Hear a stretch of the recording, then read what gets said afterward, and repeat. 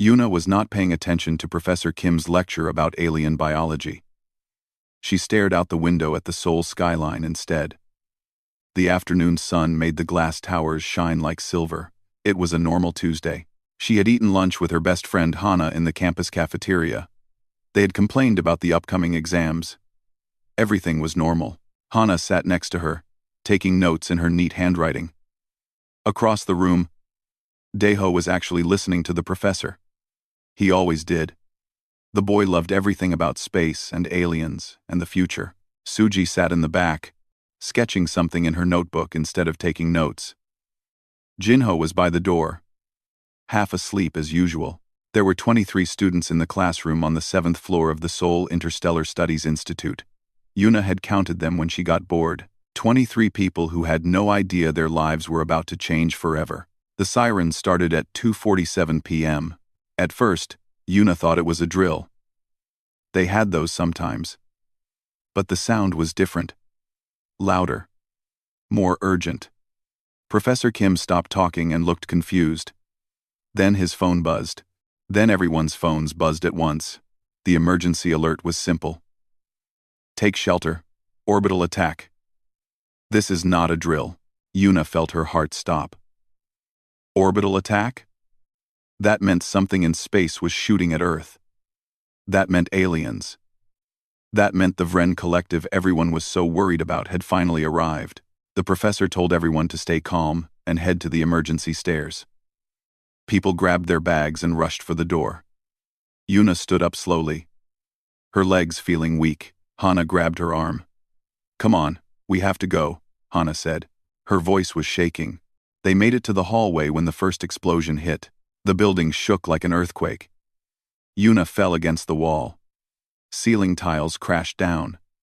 The lights went out, replaced by dim emergency lighting. Screaming filled the air. Yuna saw other students running from other classrooms, all heading for the stairs. Then the second explosion hit, much closer. The wall at the end of the hallway exploded inward. Fire and smoke blasted through the corridor. Yuna felt the heat on her face, even from 50 feet away. The stairwell where everyone was running disappeared in flames. People were thrown backward by the blast. Some didn't get up. Yuna's ears were ringing. She could taste dust and smoke. Hana was on the floor next to her, coughing. Yuna pulled her friend up. Around them, other students were getting to their feet or crying or just frozen in shock. The fire was spreading fast. Black smoke rolled across the ceiling. Another explosion somewhere below them made the floor tilt. Yuna realized with cold terror that the building was going to collapse. They had maybe minutes, maybe less. The stairs are gone, someone shouted. We're trapped. Yuna looked around.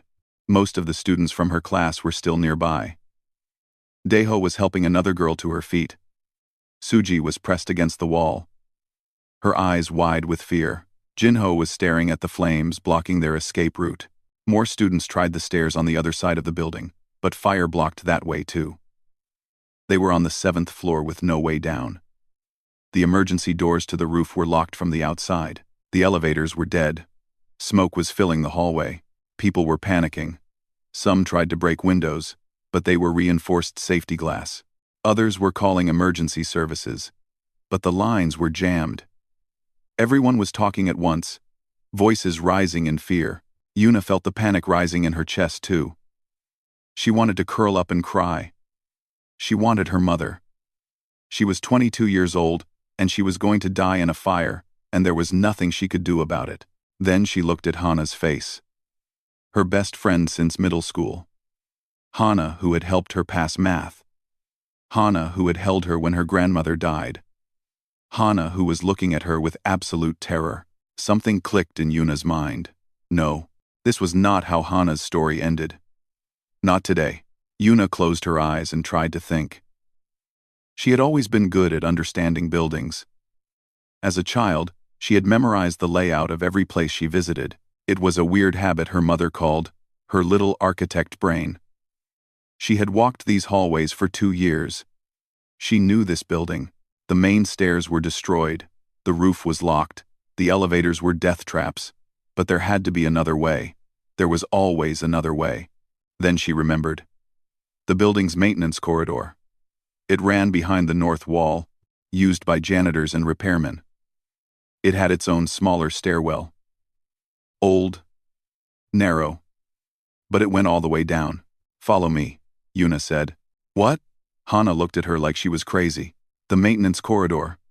Behind the biology labs. There's another stairwell." "How do you know?" "I just do. Come on." Yuna grabbed Hana's hand and started running. She called to the others from her class. "Daeho, Suji, Jinho, follow me." She didn't know if they heard her. She didn't have time to check. The smoke was getting thicker. Yuna pulled her shirt over her mouth and nose. Hana did the same. The heat was intense. Yuna's eyes watered from the smoke. Every breath burned her lungs. They reached the biology lab door. It was hot to touch. Yuna kicked it open. Inside, fire was already eating through the wooden furniture. They had to cross through the burning room to reach the maintenance door on the far side. "I can't," Hana sobbed. "Yuna, I can't." "Yes, you can." Yuna squeezed her friend's hand. "Stay low. Hold your breath. Run." They ran through hell. The heat was unbearable. Yuna felt her hair singeing. Something fell from the ceiling, and she dodged it. Behind them, she heard the others following. "Good. Keep moving. Keep moving." The maintenance door was locked. Of course it was locked. Yuna wanted to scream. They had come all this way for nothing. Then Daeho appeared next to her, breathing hard. Without a word, he slammed his shoulder into the door. Once, twice. The old lock broke on the third try. The maintenance corridor was dark and filled with smoke, but there were no flames yet. The stairwell was there, just like Yuna remembered. Narrow metal stairs, leading down into darkness. "Go." Yuna pushed Hana toward the stairs. Suji went next. Then Jinho. Daeho was about to go when part of the ceiling collapsed behind them. A huge chunk of concrete and steel fell right where they had been standing seconds before. Daeho stumbled. The debris had hit his leg. He went down hard. Blood spread across his pants. "Leave me," Daeho gasped. "Get out." "Shut up," Yuna said. She and Jinho each grabbed one of Daeho's arms and pulled him up. He screamed in pain, but they kept moving. Down the stairs. Down and down. The metal steps were hot under their feet. Smoke followed them, choking and blinding. On the fourth floor, the stairwell door had buckled from heat. They couldn't get past it. Yuna felt despair rising. They were so close. "Through the wall," Suji said. She pointed to where the old drywall was already cracking from the heat. "It's just drywall." Jinho didn't hesitate. He kicked at the wall until it broke through. They squeezed through the gap into another burning hallway. Fire was everywhere now. The whole building was dying. Yuna saw the exit door ahead, just 50 feet. The smoke was so thick she could barely see. Her lungs were screaming. Her skin felt like it was burning. She pushed the others forward. "Go, go, go." They reached the door. It was jammed shut by warped metal. Yuna threw her whole body against it. Once, twice. Her shoulder exploded in pain, but the door didn't move. Behind them, a deep groaning sound. The building was about to collapse. Yuna hit the door again, and again. Blood from her shoulder stained the metal. She didn't care. The door had to open. It had to. On her sixth try, something gave way. The door flew open. Sunlight and fresh air rushed in. Yuna grabbed Suji and pushed her through. Then Hana. Then Jinho carrying Daeho. "Yuna, come on," Hana screamed from outside. Yuna took one step toward the door. Then the world exploded. The ceiling came down. Everything went dark and loud and wrong. Pain everywhere. Can't breathe, can't see. Something heavy on her legs. On her back. Crushing her. She heard Hana screaming her name from far away. She tried to answer, but no sound came out. The darkness took her. Yuna did not know about the war. She floated in darkness, deep in a medical coma, while the world burned and fought back and changed forever. The doctors on the Terra 1 orbital medical station worked on her broken body. Her lungs were damaged from smoke. Her shoulder was shattered. Burns covered 30% of her skin. But she was alive. Barely, but alive. In the bed next to her machines, Yuna dreamed of fire and falling buildings. She did not know that her face was on every news channel. She did not know that the video of her pushing her friends to safety had been recovered from a security camera. She did not know that millions of people had watched her throw herself against that door again and again until her shoulder broke. She did not know about the war. The Vren Collective had expected an easy victory. They had studied Earth from orbit for 3 months. They saw a divided planet with hundreds of governments. They saw a species that fought among themselves constantly. They saw primitive weapons and limited space capability. The Vren had conquered 47 other species. They knew how invasions worked. Hit the major cities with orbital fire. Destroy military bases. Wait for surrender. Simple. They did not understand humans at all. The bombardment of Seoul was followed by attacks on Tokyo, New York, London, Mumbai, and 15 other major cities. Millions died in the first day. The Vren expected the survivors to panic and beg for mercy. Instead, something else happened. Every government on Earth united within 48 hours. Old enemies became allies. Rich nations shared technology with poor nations. Every factory, every laboratory, every resource was turned toward one goal: survival. The Vren found this confusing. Why were humans not fleeing? Why were they not surrendering? Why were they fighting back when they were clearly outmatched? Commander Kelth of the Vren Third Fleet watched from his battleship as human civilian spacecraft flew directly at his warships. The ships were not armed. They were cargo vessels, passenger transports, mining ships, but they came anyway, ramming into Vren ships at full speed. The pilots died, but they took Vren vessels with them. They are insane, Kelth told his second-in-command. They throw away their lives for nothing, but it was not nothing. Every human ship that sacrificed itself bought time. Time for others to escape. Time for weapons to be built. Time for soldiers to be trained. A Vren logistics ship tried to land near Beijing to set up a base. Chinese civilians attacked it with whatever they had: farming equipment, industrial tools, vehicles. The Vren soldiers were better armed and better trained. But the humans kept coming, wave after wave. They did not stop even when it was clear they would lose. The Vren took the position, but it cost them 3 days and heavy casualties. For a supply base.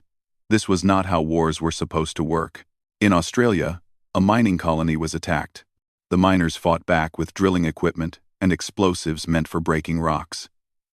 They held off the Vren for 6 hours, long enough for their families to evacuate. All the miners died, but their families lived. The Vren Military Command started keeping records of what they called protection incidents. Humans doing illogical things to save other humans. A scientist in Germany stayed behind in a burning laboratory to transmit research data while Vren soldiers broke through the doors. The data reached Allied forces. The scientist did not. A cargo pilot near Mars saw a colony ship full of children being chased by Vren fighters. His ship was unarmed and slow. He put himself between the fighters and the colony ship. He broadcast a message: "You want them, you go through me." The fighters destroyed his ship. The colony ship escaped. A mother in Lagos held off 3 Vren soldiers with a piece of broken metal pipe while her children ran. She did not survive. Her children did. The list grew longer every day. Thousands of incidents. Tens of thousands. The Vren had never seen anything like it. They call it protection, Observer Vel reported to Commander Kelth.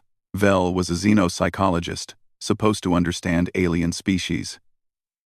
They value the survival of their group more than their own survival. That is weakness, Kelth said. Perhaps, Vel said. But it is effective weakness. The war was not going as planned. Humans were pushing back. They were learning. They were adapting. Earth's unified military took old satellites and turned them into kinetic weapons. They dropped them on Vren positions at orbital speeds. Simple. Effective. Devastating. Human hackers broke into Vren communication systems. They could not read the alien language yet, but they could disrupt it. Vren ships started having coordination problems. Human scientists studied every piece of Vren technology they could find. They could not match it, but they could learn from it. Human weapons got better, faster, deadlier, and humans kept protecting each other. A rescue team went into a Vren-occupied zone to save trapped civilians. It was suicide. They knew it was suicide. They went anyway. Most of them died. They saved 43 people. A medical station refused to evacuate even when Vren ships approached. The doctors and nurses stayed to care for patients who could not be moved. The Vren attacked. The medical staff died, but they died protecting the sick and wounded until the very end. A platoon of soldiers held a bridge against a Vren assault for 8 hours. They were outnumbered 5-1. They could have retreated. Instead, they stayed and fought because refugees were crossing the bridge behind them. All the soldiers died. All the refugees lived. The Vren started calling humans the protector species. It was not a term of respect, it was a tactical designation, a warning. When engaging humans, expect them to do illogical things. Expect them to sacrifice themselves. Expect them to be unpredictable. Back on Earth, people watched the news and cried and fought and hoped. They heard the stories of sacrifice and heroism. They needed heroes. They needed symbols of what made humans special. That was when someone remembered the security footage from Seoul. The video showed a young woman leading her friends through fire. It showed her breaking her body against a door to save them. It showed her staying behind when she could have escaped. News channels played the video. Social media shared it millions of times. People wanted to know who she was. Hana, recovering in a hospital, gave an interview. She cried as she talked about her best friend. Yuna did not think about it, Hana said. She just moved. She knew the building. She found the way out. She saved us. Daeho, his leg in a cast, spoke about how Yuna and Jinho had carried him when he fell. She could have left me. It would have been logical, but she did not even consider it. Suji showed the burns on her arms. Yuna used her own body to shield me when debris fell. She took the damage so I would not have to. The interviews went viral. In a world at war, people latched onto Yuna's story. Here was a perfect example of what made humans human. Protection. Sacrifice.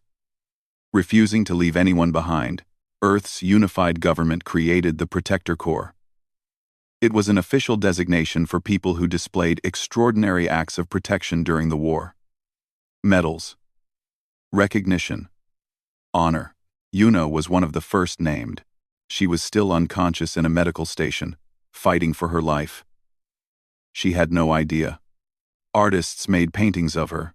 Writers wrote stories. Teachers used her as an example in classrooms. This is what we are, they told their students. This is why we fight. Not for territory or resources, but for each other. Recruitment for the military went up. People wanted to be like the protectors. They wanted to be like Yuna. 6 months passed. The war continued. Humans pushed the Vren back from Earth's orbit. Then from the moon. Then from Mars. It was slow, bloody, costly, but humans were winning.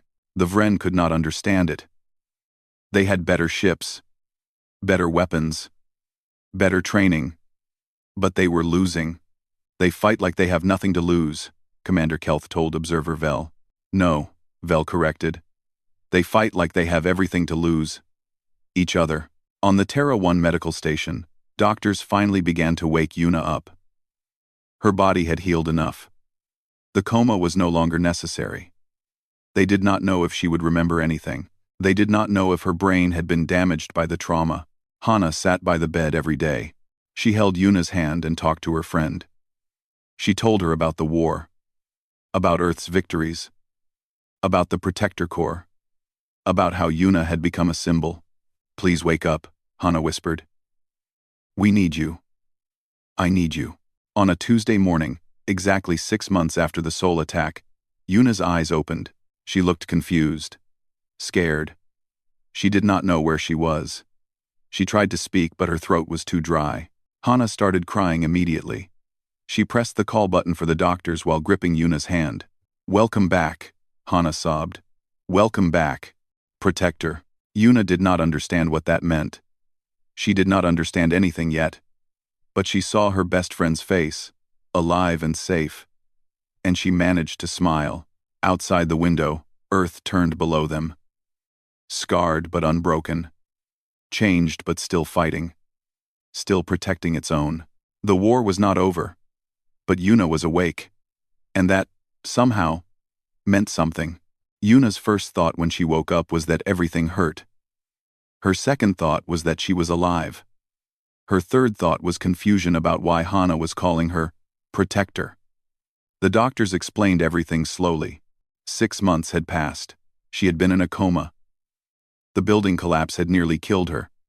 But she had survived. "Your friends are all alive because of you," a doctor said gently. "You are a hero." Yuna did not feel like a hero. She felt tired and confused and scared. Over the next few days, they told her about the war, about the Vren attack, about Earth's fight back, about the millions who had died and the millions who had been saved. Every piece of information felt like a weight being placed on her chest. When they showed her the video of herself in the fire, Yuna could not watch all of it. She saw herself on the screen, bloody and desperate, throwing her body against the door. She had to look away. That person seemed like a stranger. "I do not remember it that way," Yuna whispered. "How do you remember it?" Hana asked. "I remember being terrified. I remember thinking we were all going to die." Yuna touched the bandages on her arms where the burns were still healing.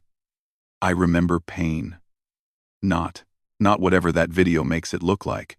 They told her about the Protector Corps, about the medal with her name on it, about the schools teaching her story, about the recruitment posters with her face. Yuna felt sick. "Turn it off," she said when they showed her the news coverage. "Please, turn it all off." That night, she had nightmares. Fire everywhere. The sound of the building collapsing. The feeling of concrete crushing her. She woke up screaming. Hana, who had been sleeping in a chair next to her bed, held her while she cried. "I cannot be what they want me to be," Yuna sobbed. "I am not that person." "You are exactly that person," Hana said. "You just do not see it." Rehabilitation was hard.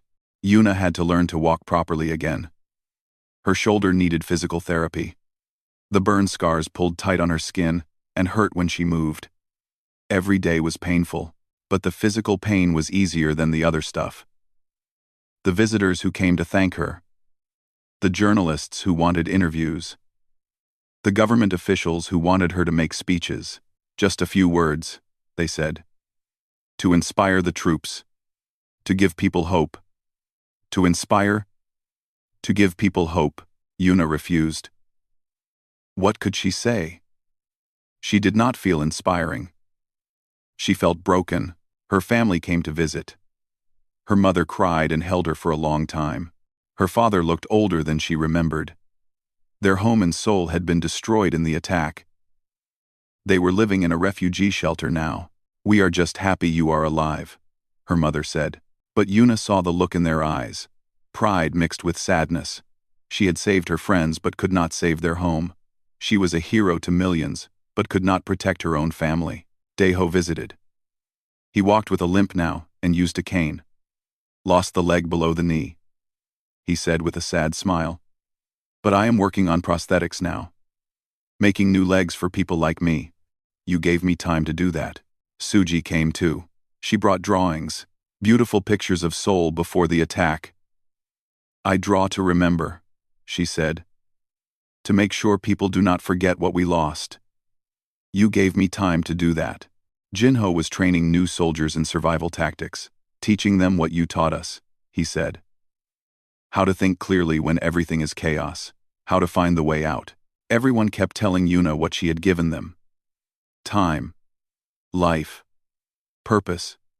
But she had not given them anything. She had just done what seemed right in the moment. After 2 months, the doctors cleared her for discharge. Earth's government wanted her to come to Geneva for a ceremony.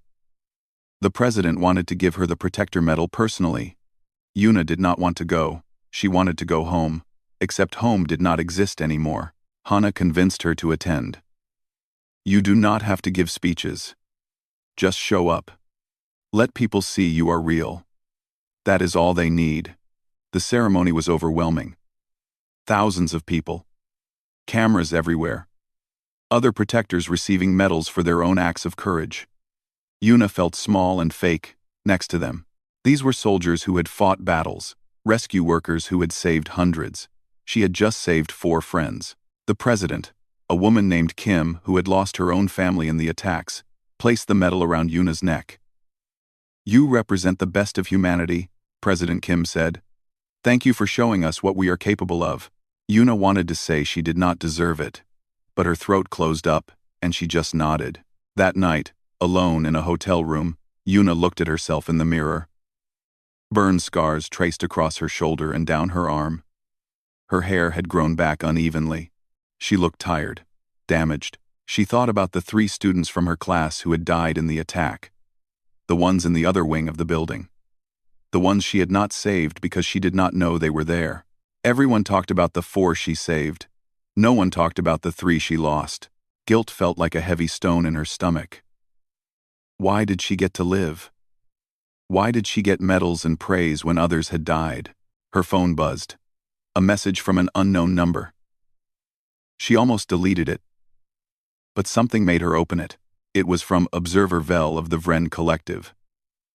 Somehow, he had gotten her contact information. Park Yuna. I am a xenopsychologist studying human behavior. The Vren Collective wishes to speak with you. We believe you can help us understand your species. A meeting has been requested through diplomatic channels. Will you agree? Yuna stared at the message for a long time. The Vren wanted to talk to her? Why? What could she possibly tell them? She was about to delete the message when Hana called. Her friend was working in military intelligence now, analyzing Vren communications. Did you get a weird message from a Vren? Hana asked. Yes. How did you know? Because it went through official channels first. They want a meeting. They specifically asked for you. That is insane. Why me? Because you are the most famous protector. They have been studying our broadcasts. They want to understand why humans keep sacrificing themselves. They think you can explain it. I cannot explain it. I do not even understand why I did what I did. Hana was quiet for a moment. The war has stalled. Neither side can win. If talking could save lives, would you do it? Yuna thought about fire and falling buildings. She thought about pushing Hana through the door to safety. She thought about the choice she made without thinking. Would it help? Yuna asked. Maybe. No one knows. But refusing to try feels wrong. That was the thing. Yuna realized. Refusing to try always felt wrong. Even when you were scared. Even when you did not think you could do it. Tell them yes, Yuna said. 3 weeks later, Yuna stood on a neutral space station called Epsilon. It was built just for these kinds of meetings. Diplomatic talks between species who were still technically at war. Hana came with her as an advisor. Deho insisted on coming too, even though it was not his job. We saved each other once, he said. I am not letting you face aliens alone. The Vren arrived in a small shuttle. 3 of them. Commander Kelth, who had led attacks against Earth. Sub-Commander Rin, who looked at Yuna like she was an interesting insect, and Observer Vel, who had sent the message. They were tall and thin, with gray skin and too many joints in their limbs. Their eyes were large and dark. They moved with a kind of efficient grace that made them seem alien in ways that had nothing to do with appearance. Yuna felt her heart racing. These beings had killed millions of humans. These beings had destroyed her home. These beings were the enemy, but they were also here, talking instead of fighting. That had to mean something. They sat across from each other at a table. The room was plain and neutral. Guards from both sides stood at the walls. Commander Kelth spoke first. His voice came through a translation device. Park Yuna. You saved 4 humans from fire. You nearly died. Why? It was the question Yuna had been asking herself for months. She still did not have a good answer. Because they are my friends, she said. You could have escaped alone.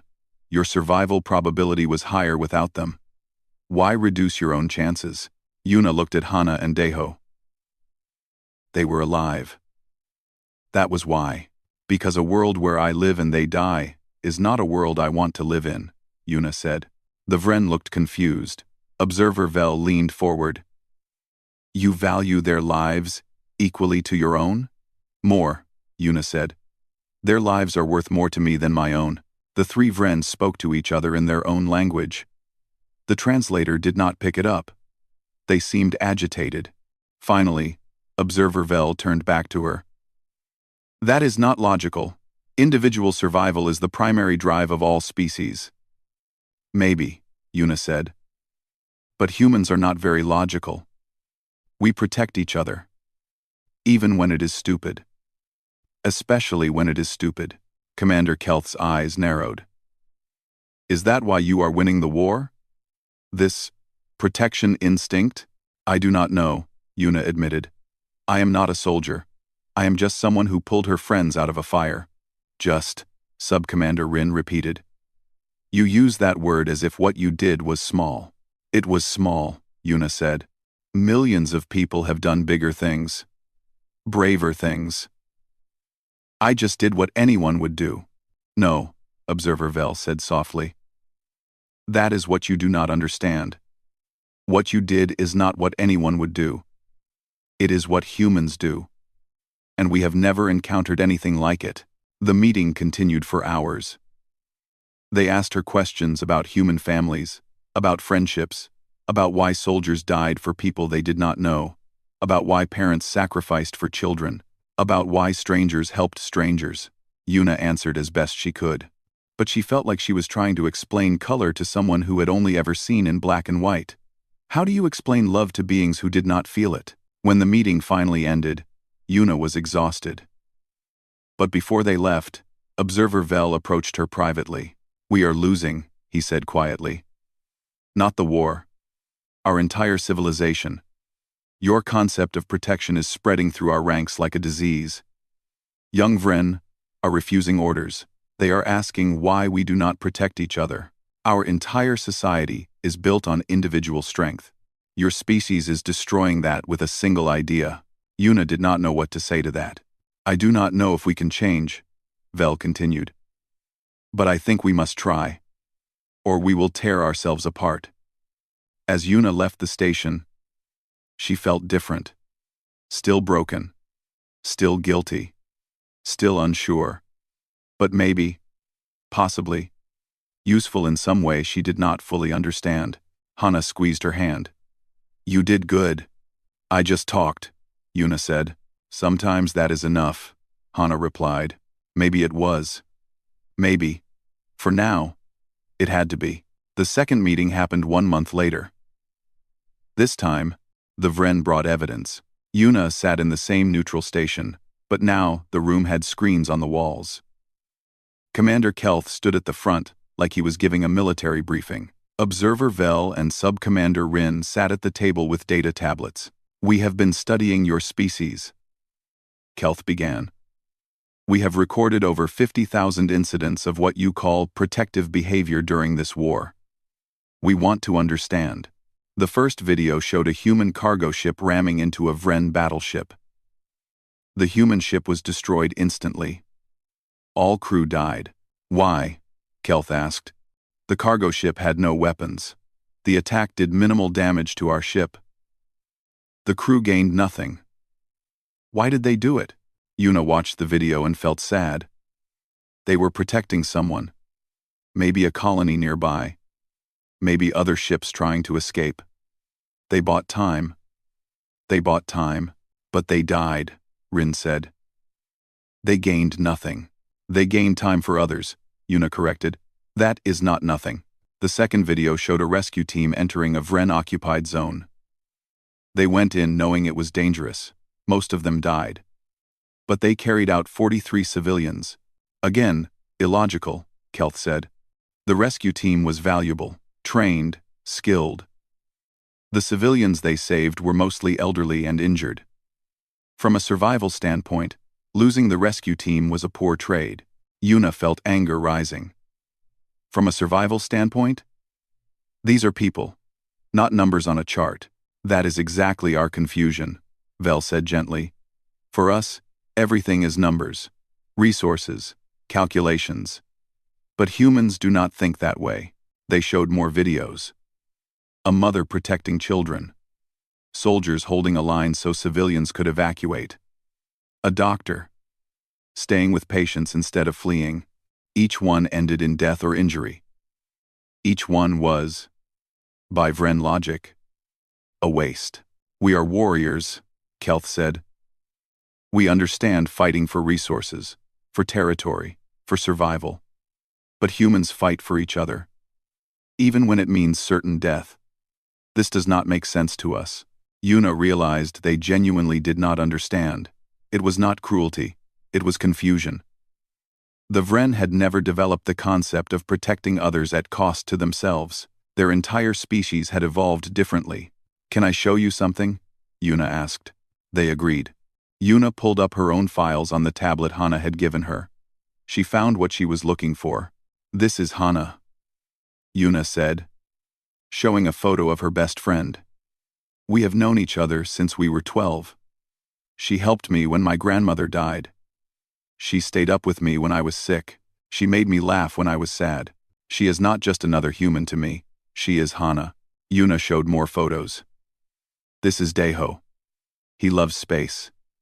He used to explain star systems to me, even though I did not always understand. This is Suji. She draws beautiful things. This is Jinho. He is terrible at math but great at sports. The Vren looked at the photos like they were puzzles. When the fire happened, I did not think about survival probability, Yuna continued. I thought about Hana never seeing her mother again, about Deho never getting to visit the stars he loved, about Suji never drawing another picture, about Jinho never playing another game. I thought about their futures ending. That was unacceptable to me. Why? Vel asked. Their futures have no impact on your survival. Because I love them, Yuna said simply. Because their happiness matters to me as much as my own. Because a universe where they do not exist is a worse universe. The three Vren spoke to each other in their language again. They seemed disturbed. Finally, Kelth spoke. We do not have a word for this in our language. The translator calls it love, but that is an approximation. It means something like irrational attachment that impairs judgment. That is a terrible definition, Yuna said. Perhaps, but it is all we have. Over the next several hours, they went through more videos. But this time, Yuna explained each one from a human perspective. The cargo pilot who rammed the battleship? He had children on one of the colony ships. He saw them in danger. Nothing else mattered. The rescue team? They knew those 43 people had families waiting for them. Friends. Lives worth living. They could not leave them behind. Friends. Friends. The mother with the children. They were her children. She would die 1,000 times before letting them be hurt. With each explanation, the Vren looked more uncomfortable. Finally, Sub-Commander Rin stood up and paced. This is the disease Vel mentioned, Rin said. This idea is spreading through our ranks. Young Vren are starting to question our ways. They ask why we do not help each other.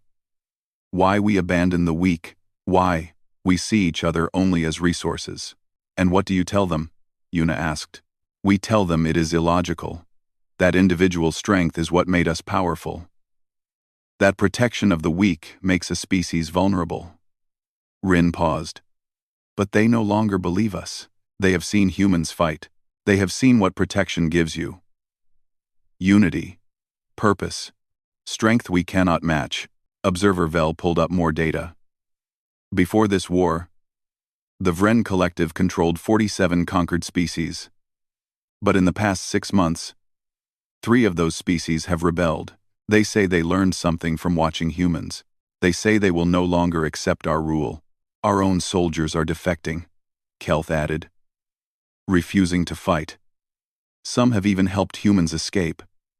This has never happened before. In Vren history, Yuna began to understand. The war was not just between humans and Vren. It was between two completely different ideas about how to live. What will happen to your defectors? Yuna asked. By our law, they should be executed, Kelth said.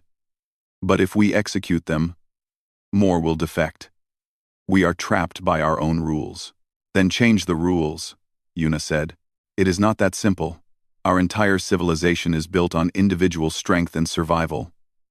If we accept protection and sacrifice, everything changes. Our government, our military, our families, everything. Yes, Yuna said, it does. Vel looked at her carefully. You do not care if we are destroyed, do you? If this change tears our society apart. Yuna thought about that. Did she care?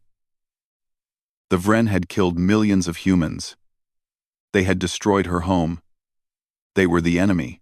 But she looked at Observer Vel, who seemed genuinely curious about humans, at Kelth, who was trying to understand something completely foreign to his species, at Rin, who was afraid of change but aware it was necessary.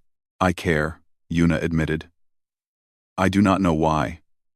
You are the enemy. But I do not want to see your entire species tear itself apart. That is protection, Vel said softly. You are extending it even to us. Even though we hurt you. I guess I am, Yuna said. She felt strange admitting it. The meeting was supposed to end there. But Kelth asked one more question. If we asked for help, he said slowly, as if the words hurt to say. If we asked humans to help us understand how to change, how to build a society that includes protection and sacrifice, would you help us? Yuna looked at Hana, who had been sitting quietly the whole time. Her friend nodded slightly. That is not my decision alone, Yuna said. I would have to ask Earth's government. Many humans will not want to help you. You have hurt us too much. But you will ask? Vel pressed. I will ask, Yuna promised. As the meeting ended, Kelth approached Yuna privately. Up close. He looked tired. Maybe Vren could look tired. She was not sure. We thought humans were weak, Kelth said. We thought your emotions made you vulnerable. We were wrong. Your protection of each other is the strongest weapon we have ever encountered. It is not a weapon, Yuna said. To us, everything is a weapon or a weakness. We do not have a third category. Kelth paused. You asked us to change our rules, but changing rules is easy. Changing how we think, that is much harder. I know, Yuna said. Trust me, I know. Back on Earth, Yuna met with President Kim and the Protector Corps leadership. She explained what the Vren had asked for. Help understanding how to change their society. The room erupted in argument. Some people thought it was a trap. Some thought the Vren deserved whatever happened to them. Some thought humans should help. But carefully. They killed millions of us, one general said. Why should we help them? Because if we do not, they will tear themselves apart, Yuna replied. And then we will have a galaxy full of Vren refugees and civil war spilling over into human space. Or they will return to their old ways and attack us again later. Let them destroy themselves, another official said. It is not our problem. Yuna stood up. Her legs still hurt from the old injuries, but she stood anyway. It is exactly our problem, she said. We are humans. We protect. Not just our friends. Not just our families. Anyone who needs protection. That is what makes us human. If we abandon that now, what were all those sacrifices for? What did all those people die for? The room went quiet. President Kim looked at Yuna for a long moment. You think we should help them? I think we should try, Yuna said. I think refusing to try is giving up who we are. The vote was close. But in the end, they agreed.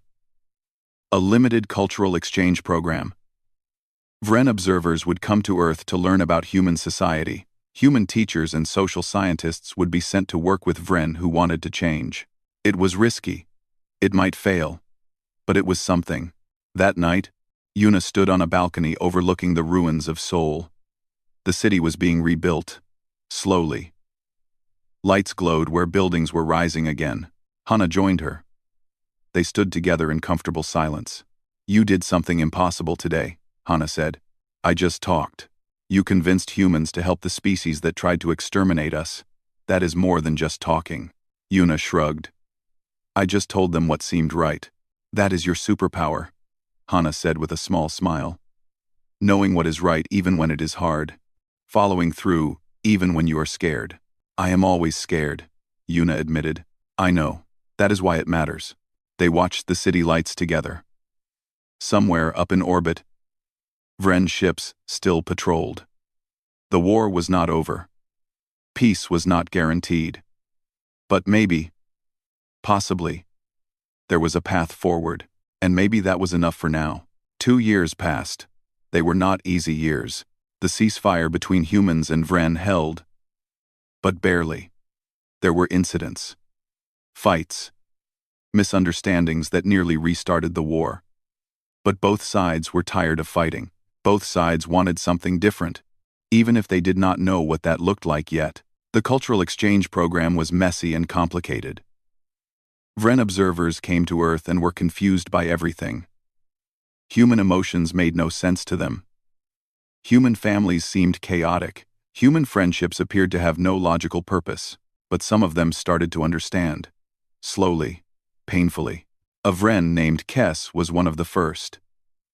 He spent 6 months observing a human hospital. At first, he could not understand why humans cared for sick people who could not contribute to society. Then he saw a child recover and go home to crying, happy parents. He saw the joy on everyone's faces. The child's survival pleased people who were not related to the child, Kes reported in his notes. Their happiness seemed genuine. "I do not understand this, but I find myself wanting to understand." Kes requested to study with the Protector Corps. He wanted to learn what protection meant. He was sent to Yuna. Yuna was an instructor now. After months of refusing, she had finally accepted a position at the Protector Corps Academy. Not to train soldiers for combat, but to teach crisis response. How to rescue people. How to think clearly during emergencies. How to manage trauma afterward. She did not give speeches. She did not appear on recruitment posters anymore. She just taught. It felt right. Her classmates had all found their own paths. Hana worked in diplomatic services, helping humans and Vren communicate. She was good at finding common ground between species that thought completely differently. Daeho ran a prosthetics company. His artificial legs and arms were some of the best in the world. Controversially, he had started working with injured Vren soldiers too. Many humans were angry about this. But Daeho said, "An injured being needs help. That is all that matters to me." Suji's art had become famous. She created installations in cities destroyed by the war. Beautiful things rising from ruins. Her work was shown in human and Vren spaces. Art, it turned out, was something both species could appreciate. Jinho had started a joint human-Vren search and rescue program. It was experimental and controversial. But when disasters happened, his teams saved lives. That was hard to argue with. Training Kes was strange. He asked constant questions about things humans took for granted. "Why do you risk your life for strangers?" Kes asked during a training exercise. "Because they need help," Yuna replied. "But you do not know them. They may be bad people. They may not be worth saving." "Everyone is worth saving," Yuna said. "That is not my decision to make." Kes struggled with practical exercises. When faced with a simulated crisis where he could save himself or save others, he froze. His entire life had taught him self-preservation was paramount. Changing that programming was hard, but he kept trying. That counted for something. Yuna still had nightmares about the fire. She probably always would. She still felt guilty about the 3 students who died while she saved 4. She had learned to live with that guilt, but it never fully went away. She had scars that pulled tight when it rained. Her shoulder sometimes hurt when she carried heavy things. She saw a therapist twice a week to manage her PTSD. She was not the perfect hero people imagined, but she kept teaching. Because if she could help even one person survive something terrible, it was worth it. The crisis came on a random Thursday afternoon. A rogue Vren faction opposed to the cultural exchange attacked a joint research station. They saw the exchange as weakness.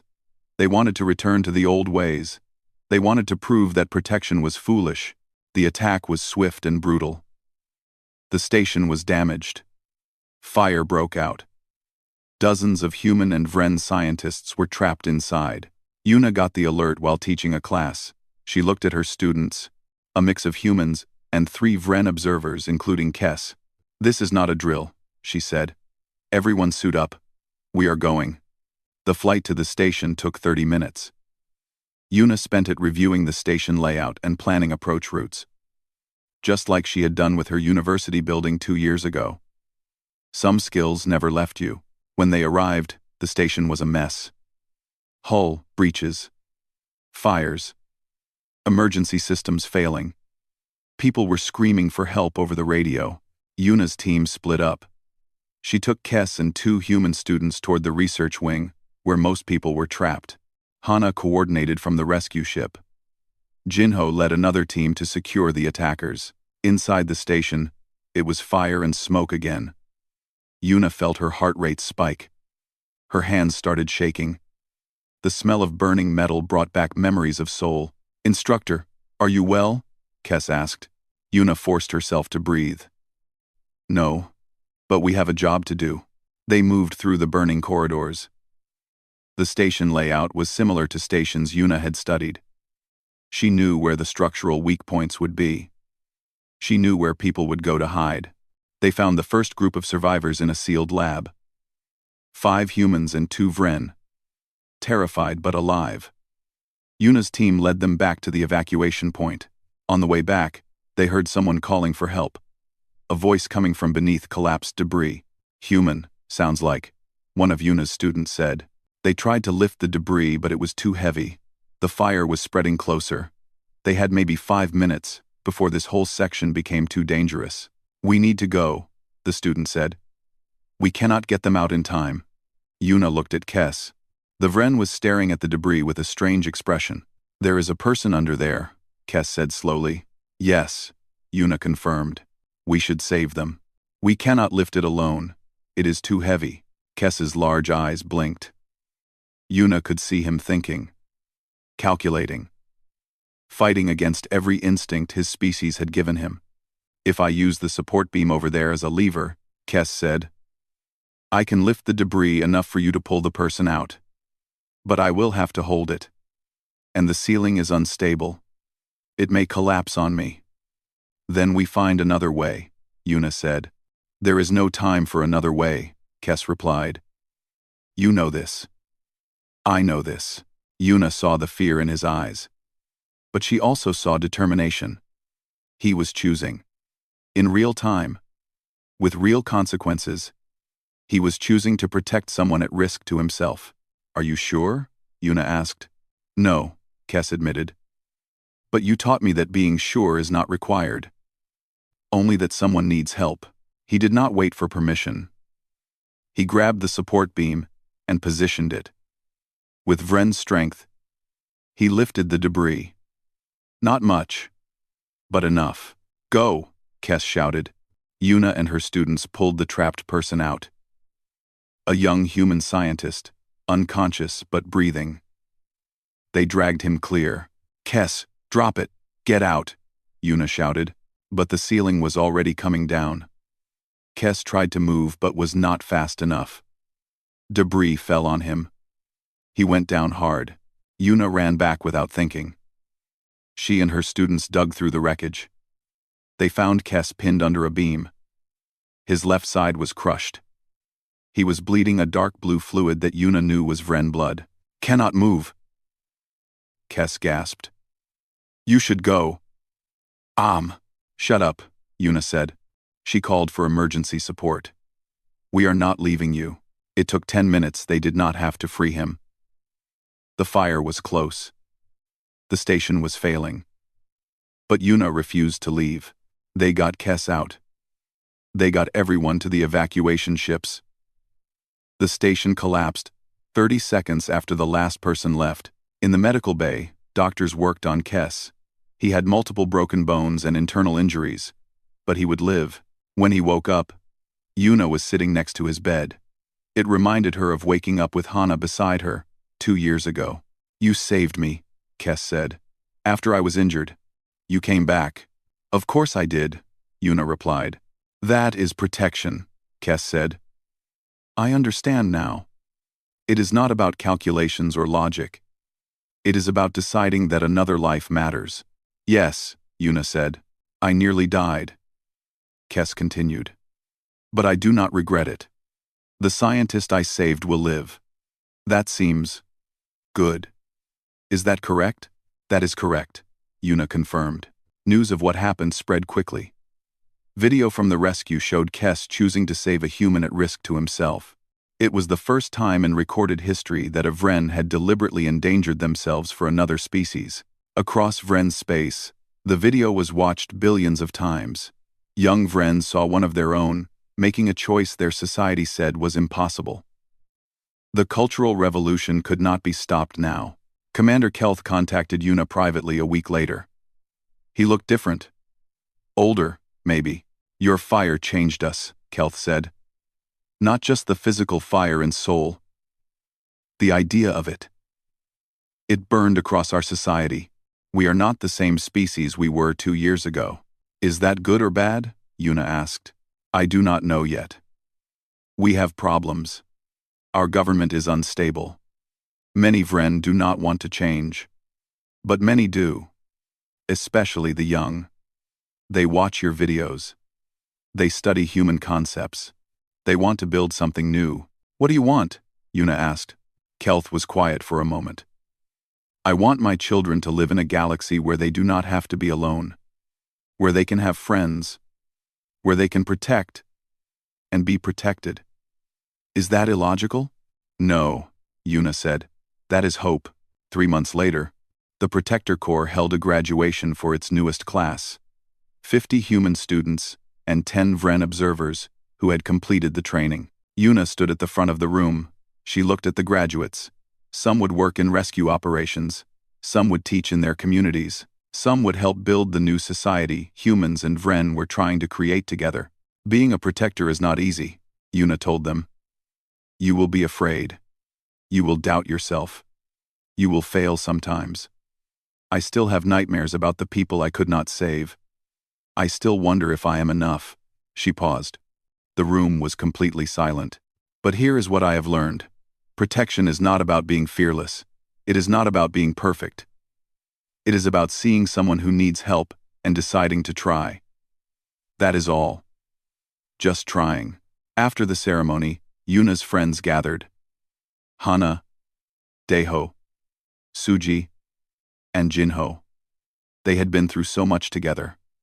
They were not the same scared students who ran through fire 2 years ago. "Do you ever regret it?" Hana asked. The same question she had asked before. Yuna touched her burn scars.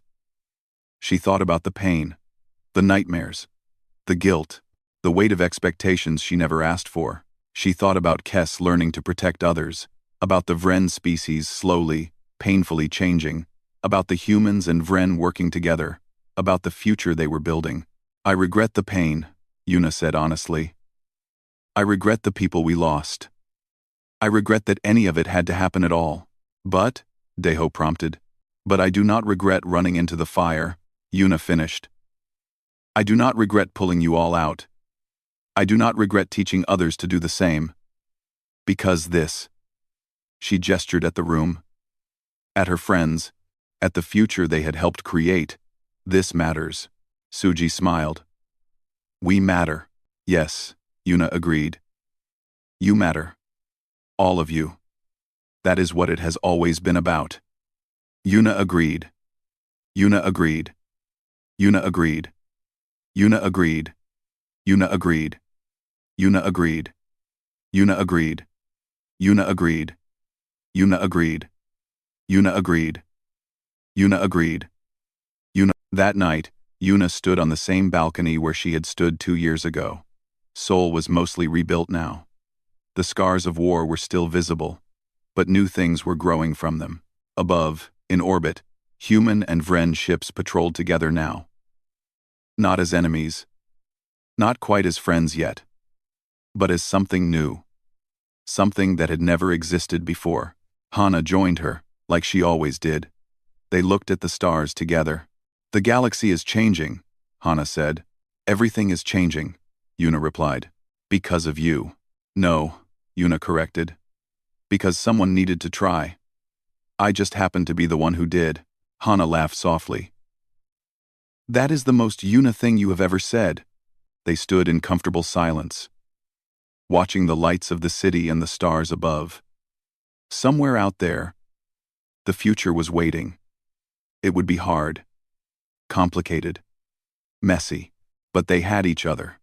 And they had learned something that was spreading across species and worlds. Something simple but powerful. People were worth protecting, every single one. Not because it was logical, or easy, or safe, but because it was right. That was what made them human. And now, slowly, it was becoming what made others human too. Not in species, but in spirit. The fire that started in soul had burned across the stars.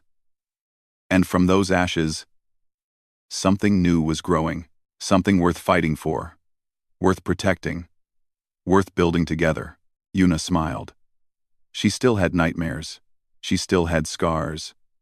She still doubted herself sometimes. But she also had hope. And friends. And a future that looked brighter than she had ever imagined while running through flames. That was enough. More than enough. That was everything.